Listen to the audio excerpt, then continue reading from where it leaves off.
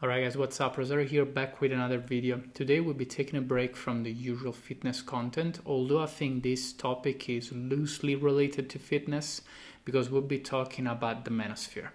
Now, imagine being 16 years old, you're lonely, you don't know what to do with your life, dating feels like a fever dream, you desperately look for a purpose, school feels like a waste of time, and you end up spending most of your time online. We've all been there, right?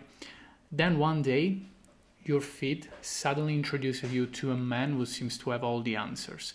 He's rich, he's confident, surrounded by beautiful women, driving exotic cars, he flies on private jets, and he lives in 3-story mansions. It tells you something that nobody else seems willing to say, which is that the world has failed you, you've been a slave to the matrix, but if you follow me, I'll teach you how to become a real man, how to escape the matrix, and how to reclaim your masculinity back. Now, millions of young men have heard some sort of version of this message, and the appeal is undeniable. And that's why the Manosphere has become one of the most influential and also controversial phenomena on the internet. But here's the question. If all these gurus seems to have the answer to society's problems, and especially to young men's problems, why so many of their followers still seem so unhappy? If anything, they seem more miserable than ever. The fact is that many of these people look at people like the Tate brothers like role models, but they just look at the success and the money once they see that, they choose to bypass every other possible solution to their problems, convincing them that their way is the only way. Now, it's clear this isn't just a story about masculinity. It's basically a story about loneliness, about identity crisis, and what happens when an entire generation of people goes looking for answers in all the wrong places. Now, if you spend any amount of time online, you are most likely familiar with the term Manosphere. Depending on who you ask, it's either a movement helping young men reclaiming their masculinity, or is basically a bunch of internet personalities that are selling self-improvement courses to take advantage of young men's insecurities. Truth is, it is a bit of both.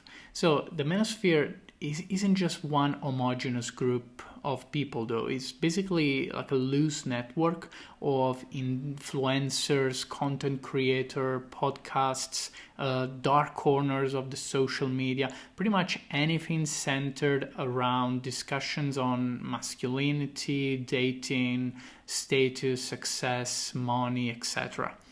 Some advice is genuinely helpful, I'm gonna admit that, like work hard, stay physically fit, develop confidence, take responsibility for your life. Few people would argue with the intrinsic value of these messages. The problem is that wrapped around these reasonable ideas, there is often a much darker, bleaker, and depressing worldview. There is the one view that teaches young men that life is a constant competition and clearly they're not doing enough to win it. Relationships suddenly become power struggles with your partner and you should always prevail over them. And also vulnerability is seen as a lethal weakness. Basically, all they teach you is that your value as a human being is measured by your income, your social status, and your sexual prowess. One thing that immediately stood out to me after watching Louis Theroux's documentary was that how difficult it was to have a genuine conversation with these individuals. Louis has spent decades interviewing all sorts of personalities, like extreme idealists, odd celebrities, controversial figures. His style is simple. He doesn't really debate. What he does, like, he asks ordinary questions and then he lets people explain themselves, and often they end up doing more damage to themselves with their own words than if someone actually exposed them. But with many of these influencers, every conversation pretty much felt like a performance, and every answer became more like a piece of content they could live stream to their audience, for everyone to watch and comment. And they were basically ridiculing the very idea that someone was challenging them. Nobody wanted to explore an idea or acknowledge a constructive criticism or discuss diverging points of view. They would just wanted to win the exchange no matter what cost. And that's not surprising at all, considering the type of people they are. When your career depends on you appearing dominant, appearing arrogant, uncertainty becomes very dangerous. Admitting you're wrong or that you don't know, it doesn't just hurt your ego, it hurts your brand, and therefore it hurts your financial gains. Whether it's Myron Gaines debating superficial women on his podcast to sound, smart and articulated, or Justin Waller talking about his own distorted idea of success.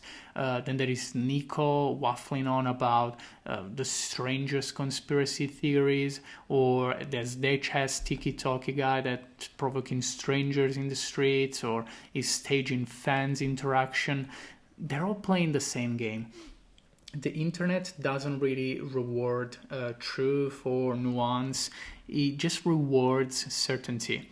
The fact is that it doesn't matter the content of your claim. It doesn't matter if you're right or wrong. It just matters how confident and arrogant in some cases you sound. Because somehow it's like that gives you more authority on the subject. Even if confidence and competence are two completely different things, they have nothing to do with each other. And that's why very often the loudest voice in the room is also the dumbest. Now, what's fascinating is how similar they all are. Sure, they have slightly different business models, but the branding is almost identical. Success is always visible. It's either something you can wear, like like $1 million watch, or the latest, the most fashionable designer clothes. Is something you can drive, like the most expensive cars on the planet. It's something you can show off, like your physique. They flex muscles they didn't even earn because they probably achieved them by abusing steroids. Rarely success is described as having a peace of mind. For example, like the peace of mind you get from having a healthy marriage, or raising good children, being a respected member of your community, or simply having a clear conscience. The camera always points at the Lamborghini, it points at the penthouse villa, at the half-naked girl by the beach.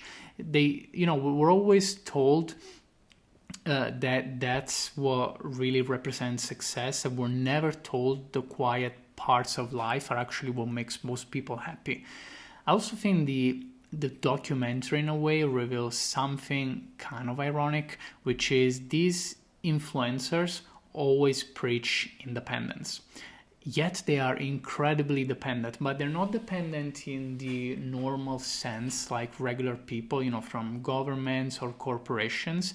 They rely on attention. That's their drug, and they're literally high on it. Think about it, like if the views stop, the clips stop going viral, the audience gets bored, and the business disappeared. And that's what really freaks them out. So this is pretty much just like a cult, but you pay an expensive ticket to be a member just to get a sample of their life without ever achieving it. That dependence on validation, is almost the opposite of the self-mastery that they claim to teach. They preach confidence, but they will die before admitting they have doubts too, that sometimes they're wrong too. They brag about freedom, but they're eternally tied to how viral their content is.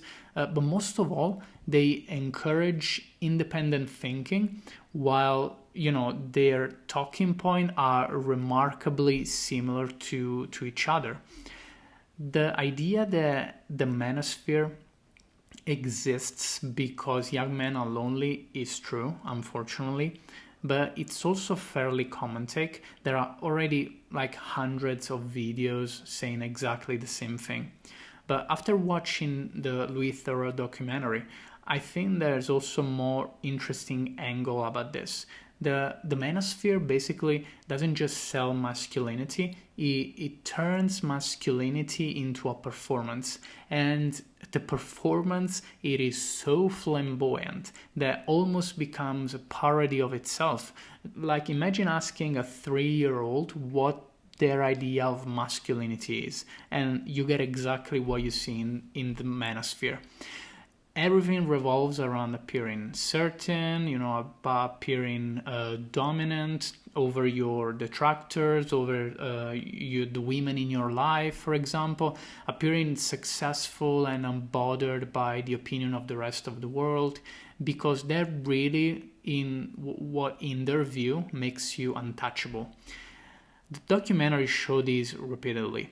Louis asks simple questions that should lead to self-reflection in a way, even constructive criticism, but many conversations immediately turn into debates or spark weird performances, not because they are necessarily incapable of introspection, although I wouldn't give them too much credit either, but because their public persona leaves almost no room for error.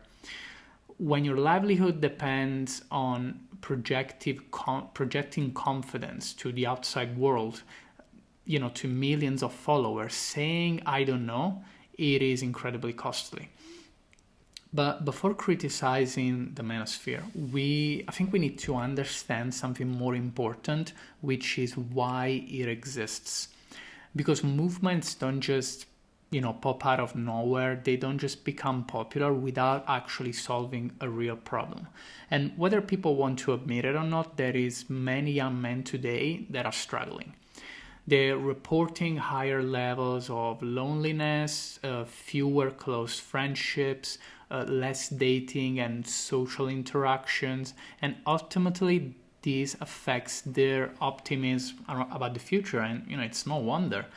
Many are growing up without a strong male role model.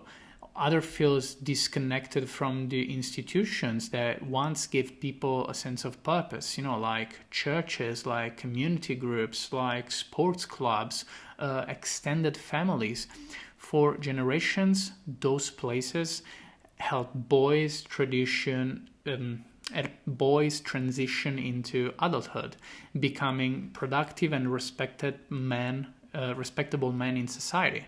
Today, those structures, they haven't necessarily disappeared, but they have definitely weakened, and we feel the effect on our skin every day. The fact is that when these things happen, when there is a space that needs to be filled, and nature hates a vacuum, something else has to fill it, and unfortunately social media took that spot.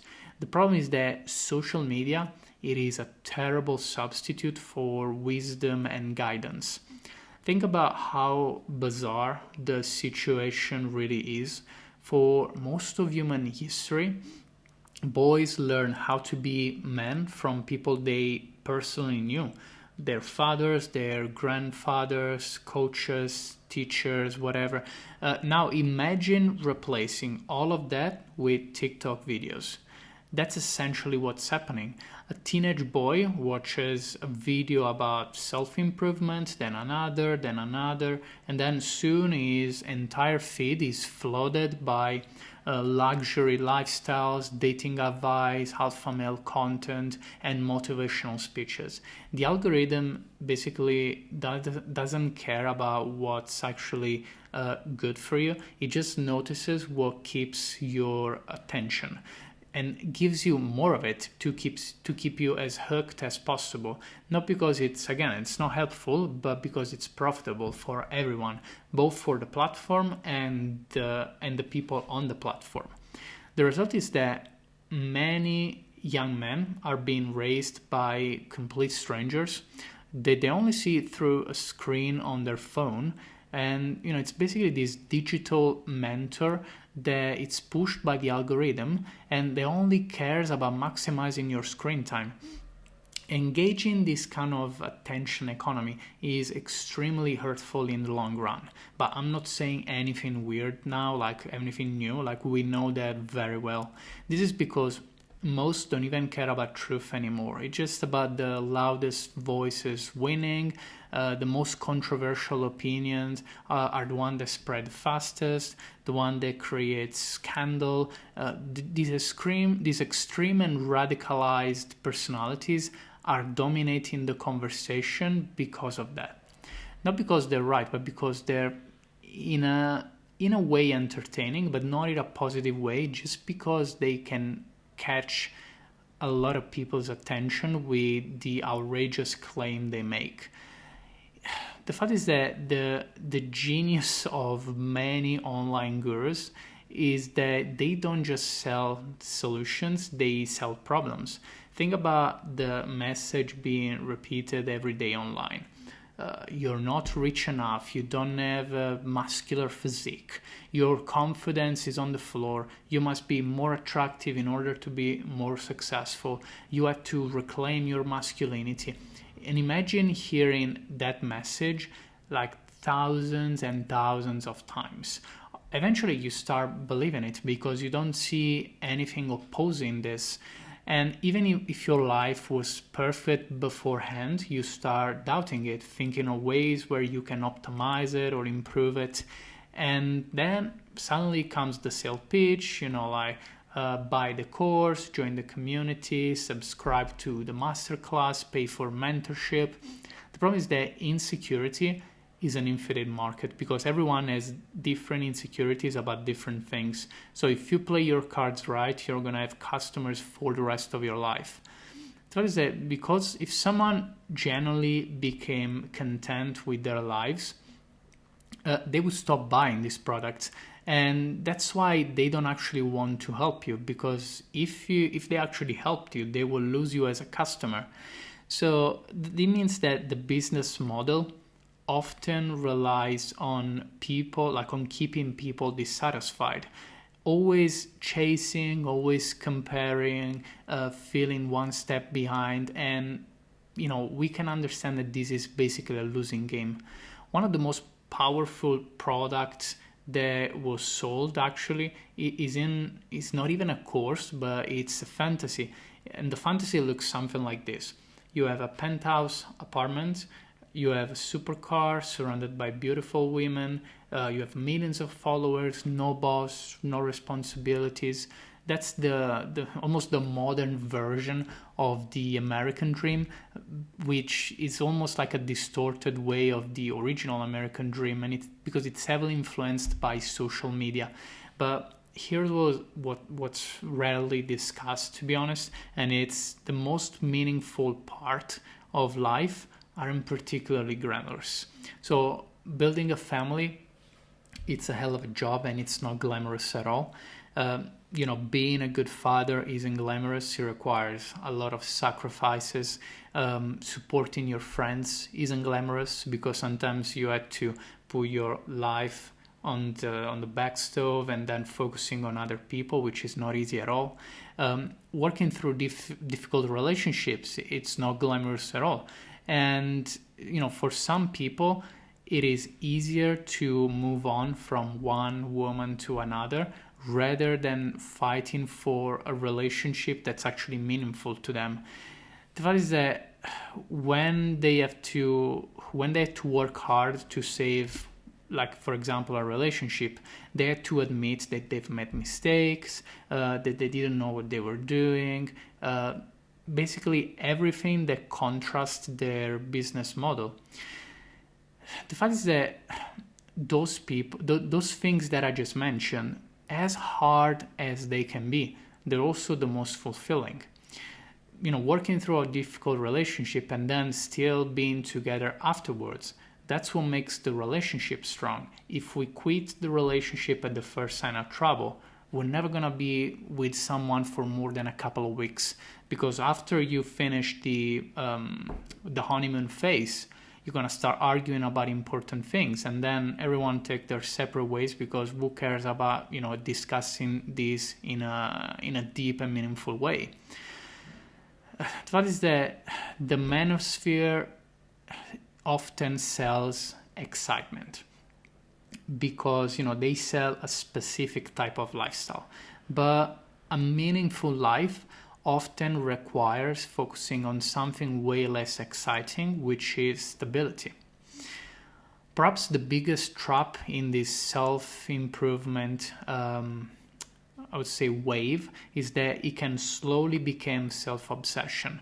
That is that there's nothing wrong with wanting to improve, going to the gym, learning new skill, develop confidence, getting a better paid job.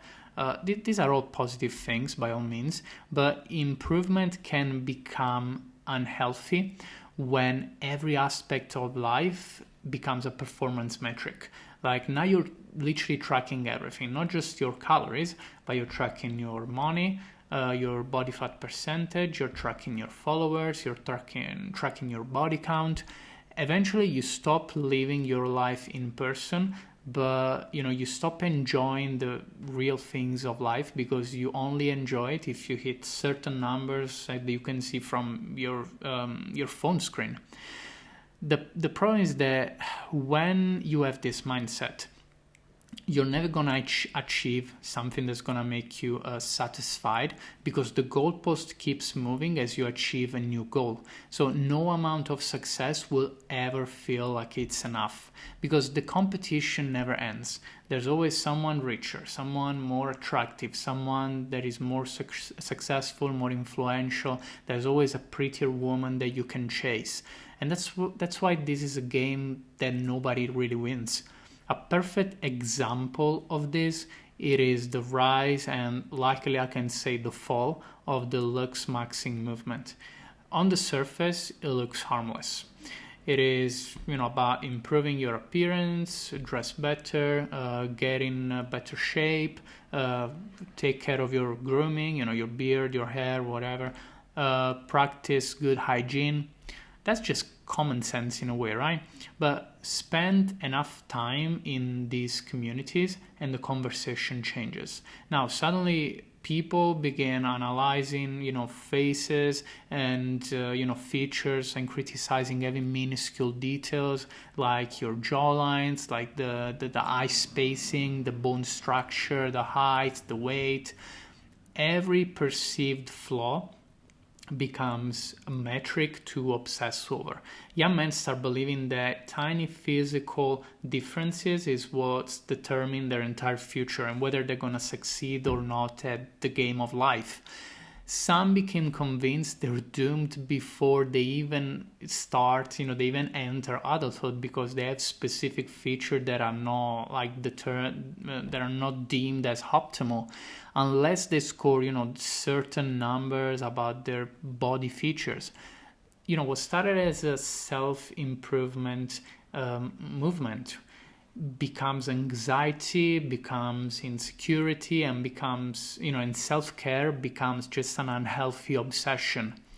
The Manosphere though, didn't create the crisis in a way.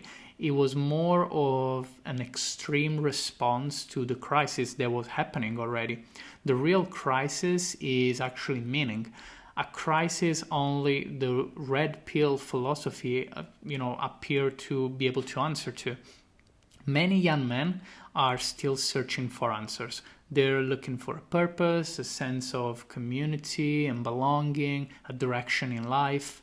The tragedy is that some end up finding people who mistake dominance for strength, and because that young men conflate arrogance for confidence, attention suddenly becomes also a substitute for respect, and the only measure of fulfillment is wealth. So as you can imagine, this kind of turns into a vicious cycle. These aren't really solutions like the one offered by the Manosphere. These are merely smokescreens. These are designed to satisfy you in the moment, but to make you more miserable as time goes by. And the mantra that, it's in order to survive, you need to kill the nice guy. Basically, only entitled men to act like total pricks. But the question is now, like, what makes a man a good man? Like, no one makes him powerful, no one makes him wealthy or famous, but good. Well, historically, the answer has been surprisingly consistent. The qualities like integrity, competence, courage, self-control, reliability, and even compassion. That's what really makes a man a good man. Being a man is basically about keeping your word, about protecting those who can't defend themselves, being strong without feeling the need to intimidate everyone else or make everyone else feel weak, and also earning the respect of other people rather than demanding it based on your income. These qualities aren't flashy, like they won't go viral anytime soon. That's why nobody in the Manosphere will teach them. Nobody will teach them while driving a rented Lamborghini or having a fake party at a rented villa. But they're the qualities that people remember, long after this status symbol will disappear, and also resonate with many young men today. And that's exactly what should fill the void that I was talking about before. Before wrapping this video up though, I wanted to open one last can of worms, because if there is one common thread that it's running through many of these online personalities that we haven't really discussed yet, but it was always an underlying issue, it was their attitude towards women. Now, whether they openly embrace their misogyny, and at least they're being honest about it, or trying to deny it when acting the exact opposite, many of these influencers promote a worldview where men and women shouldn't be really treated equally, and men should be judged by definitely a higher standard than women. Some argue that women shouldn't have the right to vote, which is, in 2026 is wild to me.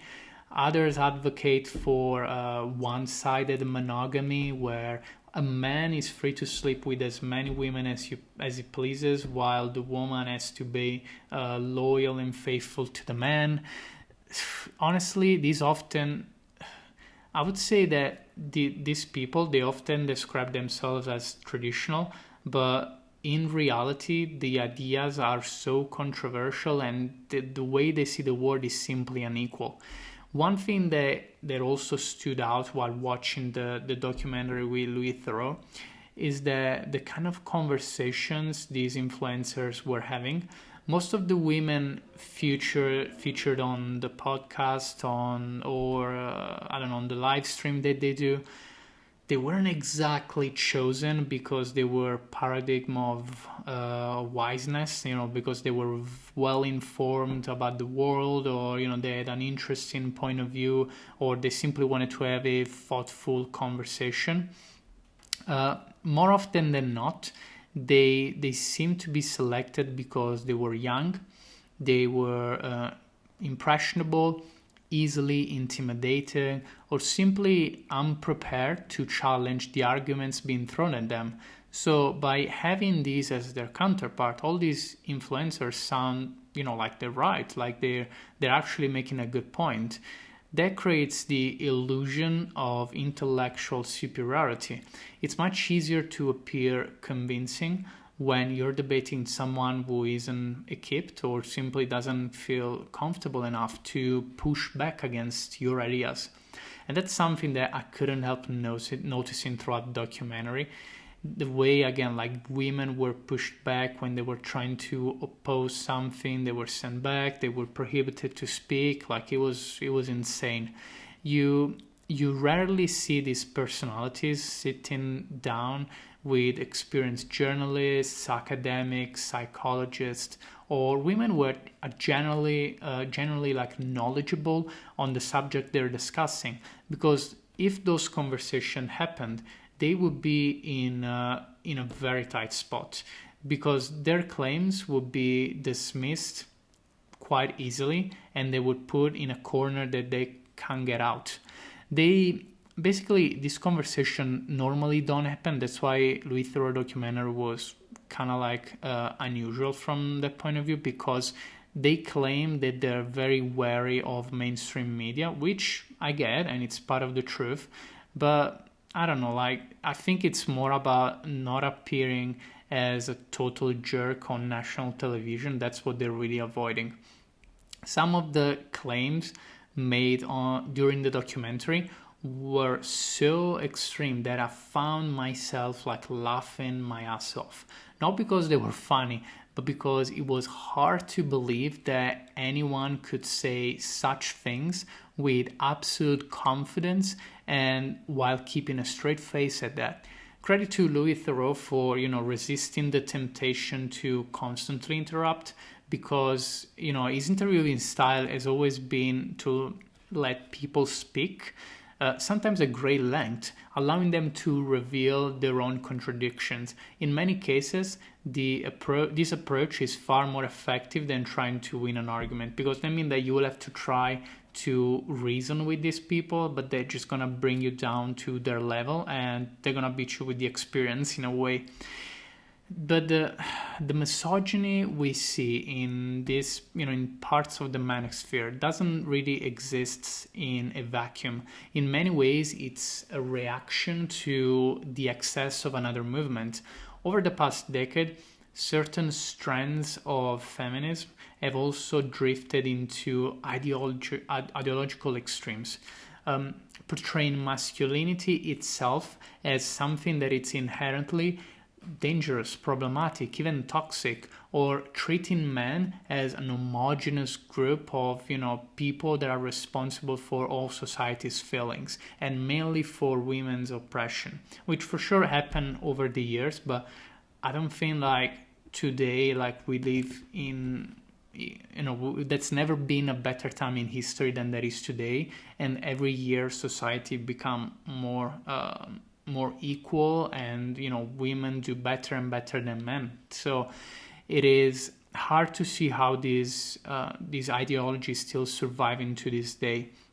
But as I said, just as the Manosphere offers an exaggerated response to genuine issues affecting young men, so those extreme forms of feminism are doing the same, but for women. Neither side has a monopoly on truth, and neither side, I think, offers a healthy path forward, because when every conversation becomes men versus women, everyone loses. Real progress doesn't come from elevating one gender above the other, elevating one race above the other, etc. It comes from recognizing that most people, regardless, so if they're men or women, whatever they are, we want exactly the same things, but sometimes maybe we want it in a slightly different way.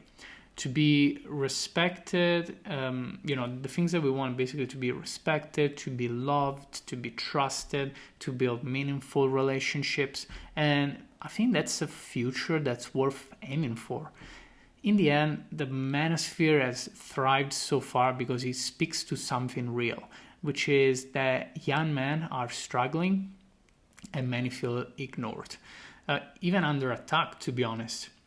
But recognizing a problem doesn't automatically make someone qualified to fix it.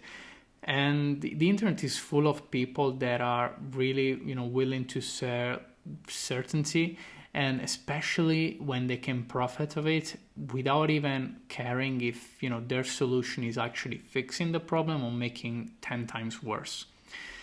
The challenge isn't even like on the other side of the spectrum where we reject masculinity, but it's refusing to believe that this counterfeit version of masculinity is the real deal.